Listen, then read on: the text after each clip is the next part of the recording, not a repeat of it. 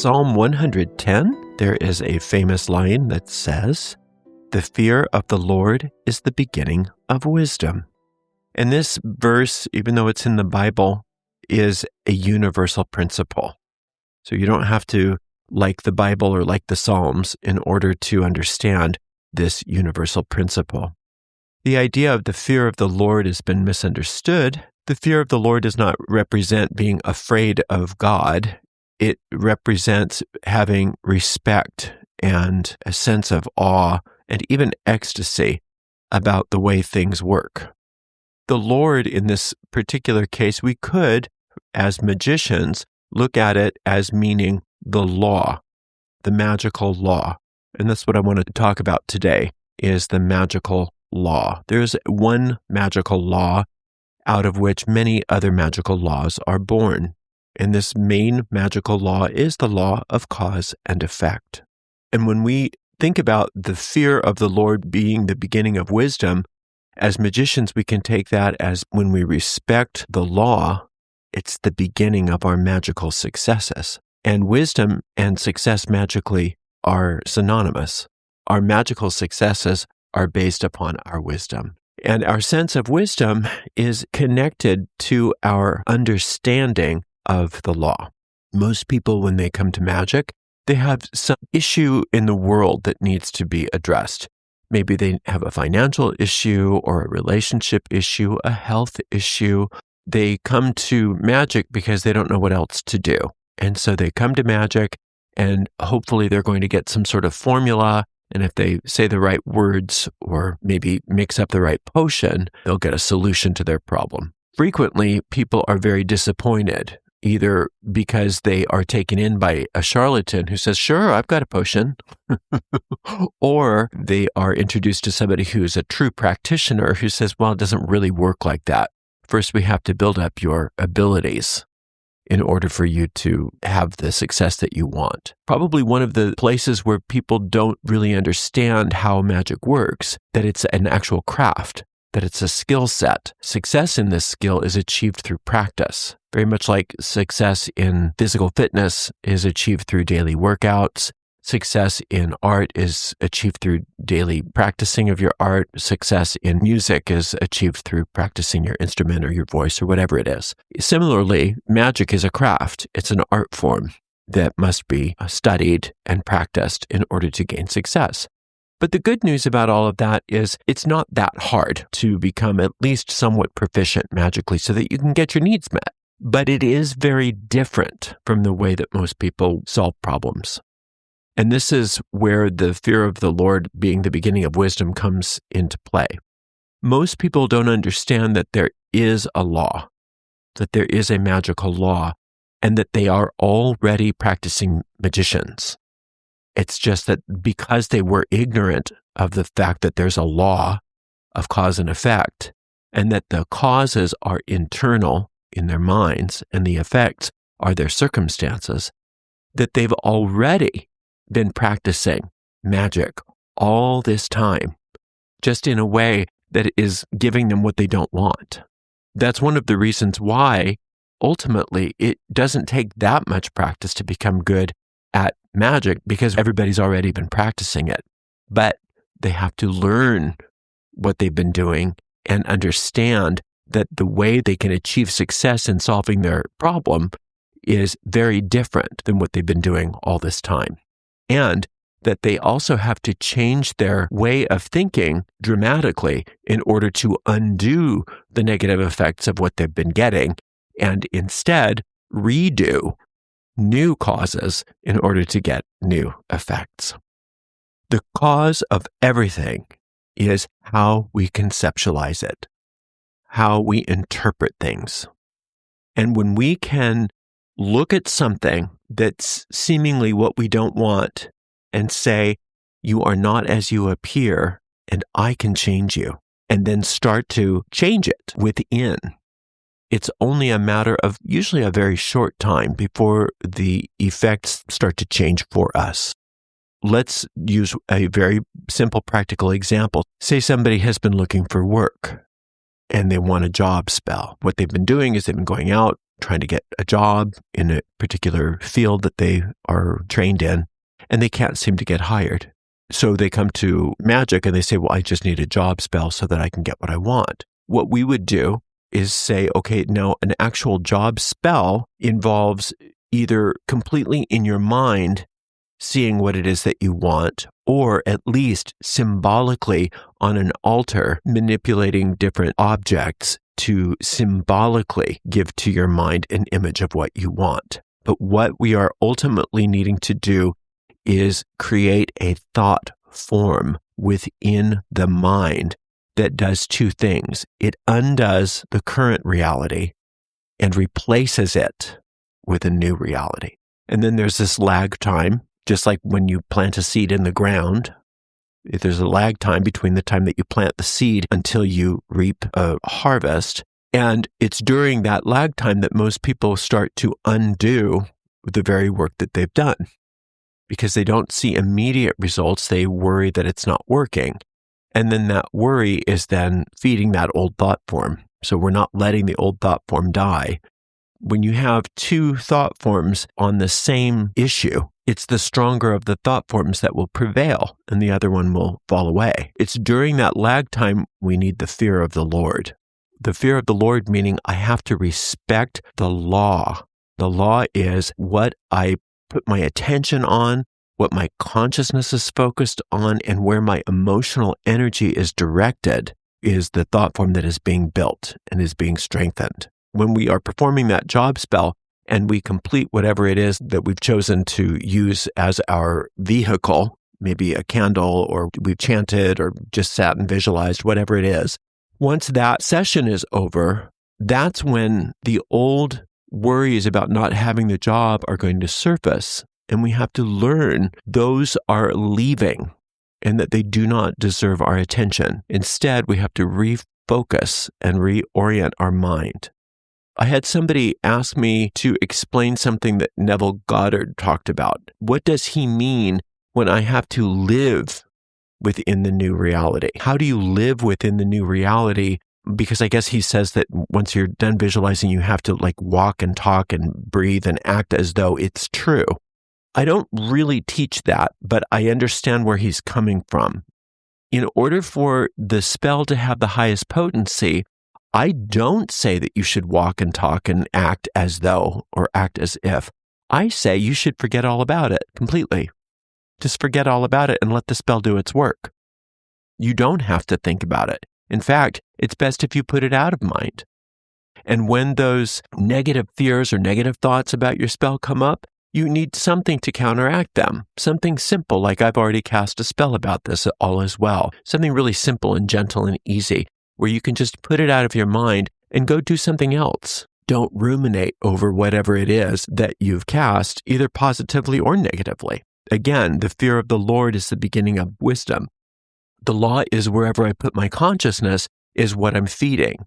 If you think about a garden, you don't want to water the seeds of what you don't want.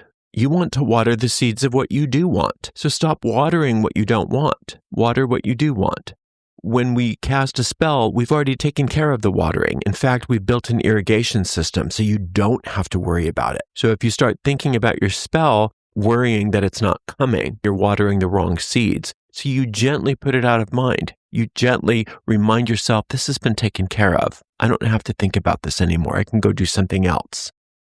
And it'll come in its own wonderful way. Usually it comes when you're not thinking about it. We've talked about that with the occult law of indifference. If you put it out of mind and you go do something else, then you are experiencing the fear of the Lord that brings wisdom because you are respecting the law. You're respecting the law of cause and effect. This was the other question that they had. I guess Neville says that you need to conjure the feeling of what it would be like if you had this thing. But people misunderstand that. People misunderstand conjuring the feeling of what it would be like. Let's say you're doing a spell because you want to increase your wealth. Wealthy people don't get super excited about money coming in. In fact, they're very nonchalant about it. The best way to conjure the feeling of having what you want is to conjure feelings of peacefulness. peacefulness, relaxation, because the reason you want the money is so you don't worry about money. You don't cast a spell for money because you want more excitement. You cast the spell for money because you want more peace in regards to money. So go for the peace.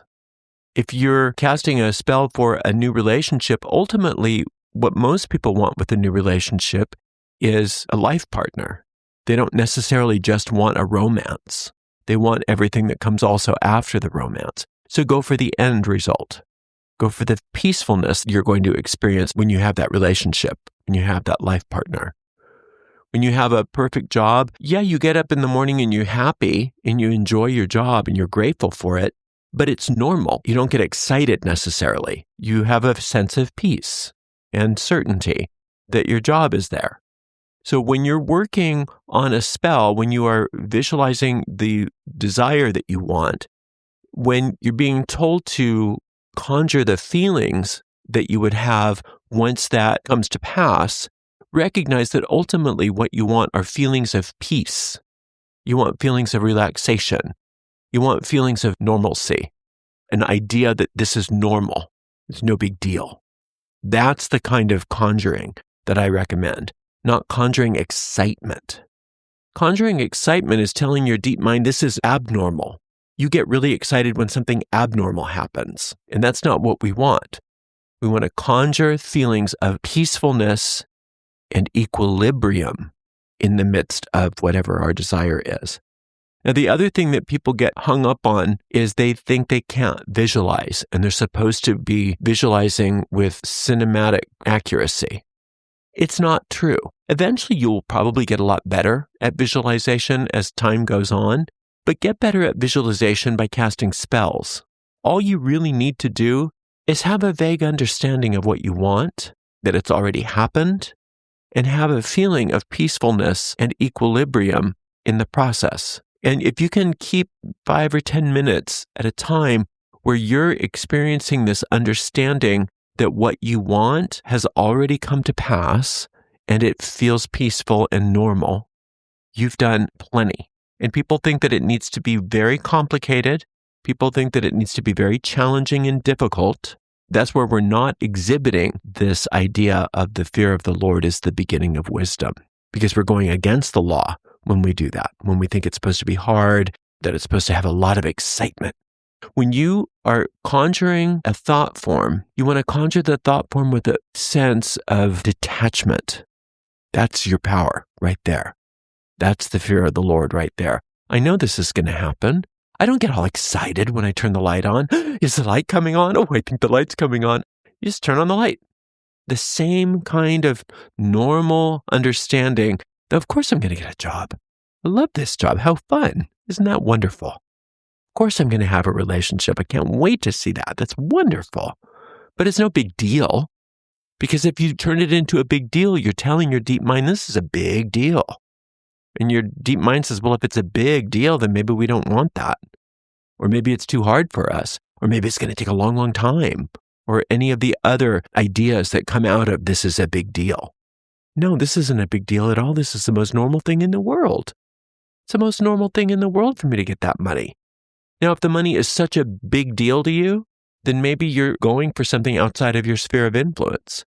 If your sphere of influence is such that having a $50,000 a year paycheck causes you that much excitement, then maybe it's too far outside of your sphere of influence. So if you're unable to experience the idea of $50,000 per year or more in a nonchalant way, then perhaps you need to pull back until you are able to consider that without such a sense of overexcitement. Where there's excitement, under the surface, there's usually fear that it's not going to happen. So the fear of the Lord in that regard is the starting point or the foundation of understanding, magical understanding. It requires that we set aside, at least momentarily, all disbelief, all of our fears that it may not happen, all of our need to have it happen. We have to set those things aside and discipline our mind. The other thing that people misunderstand is they think it's up to them to will the thing into being. In a way, it's true, but the way that you can will something into being only can be through the experience of peacefulness and relaxation. So willpower in this regard is you being able to will yourself to focus on that peace, to focus on that relaxation, to focus on operating the law for your benefit. It's not so much, I'm going to will this to be. Because when you start to say, I have to will this to be, my personal will needs to overcome all obstacles, there's no peace in that. There's no peace in that. You get tense. Your corpuscles start to almost burst.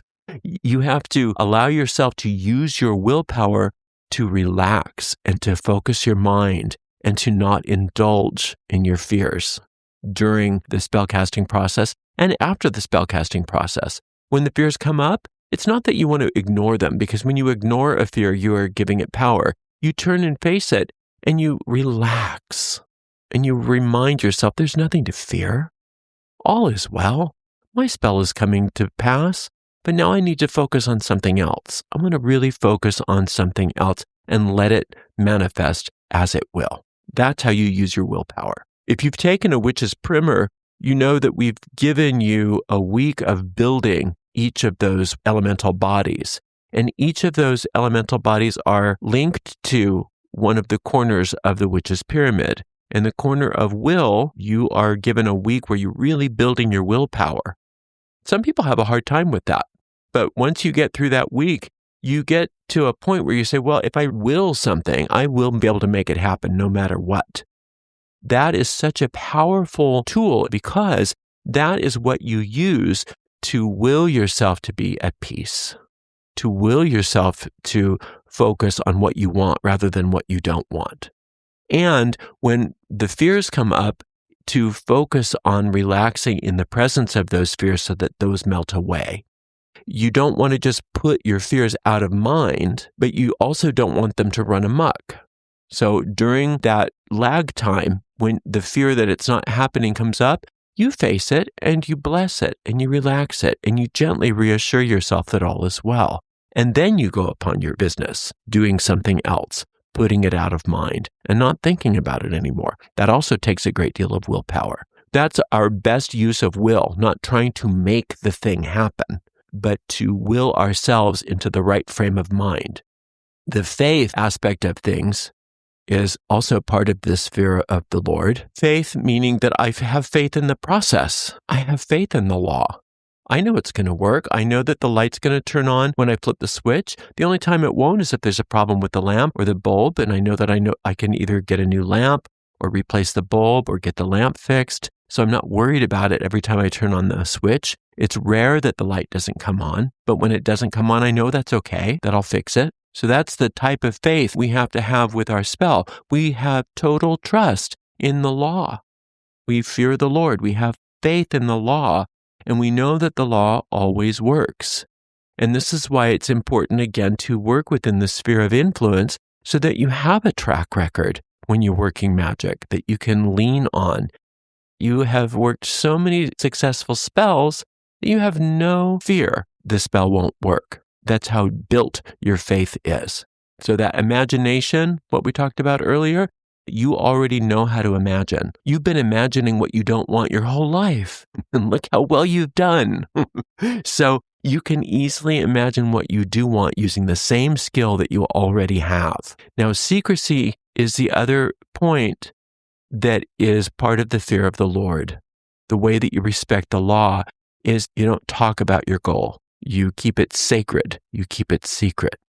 You don't let everybody in on it. You don't want to dissipate the energy.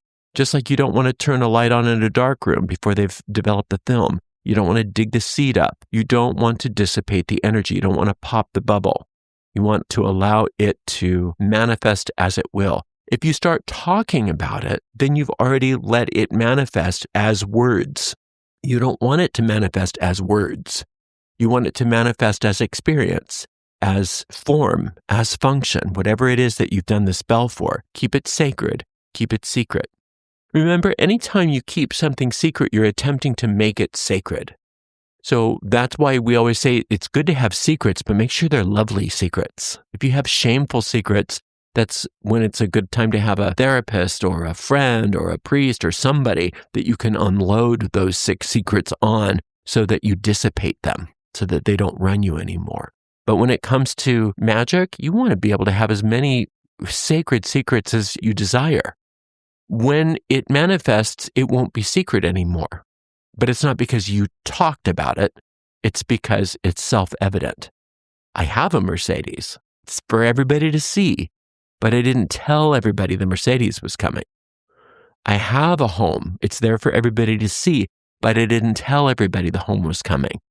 I have a wonderful career. It's there for everybody to see, but I didn't tell everybody my career was coming. That's the fear of the Lord, understanding the law and how the law works and working within the law. Just like we work within the law of gravity in order to fly airplanes. The laws of aerodynamics work with the law of gravity, not against it. And the same goes with us. We have to understand the laws of magic and work within those laws of magic so that we get what we want. And the good news is the laws of magic, as I said earlier, are not complicated. If you read certain authors and you listen to certain so-called experts, they'll make it seem as though the occult laws are extremely complex.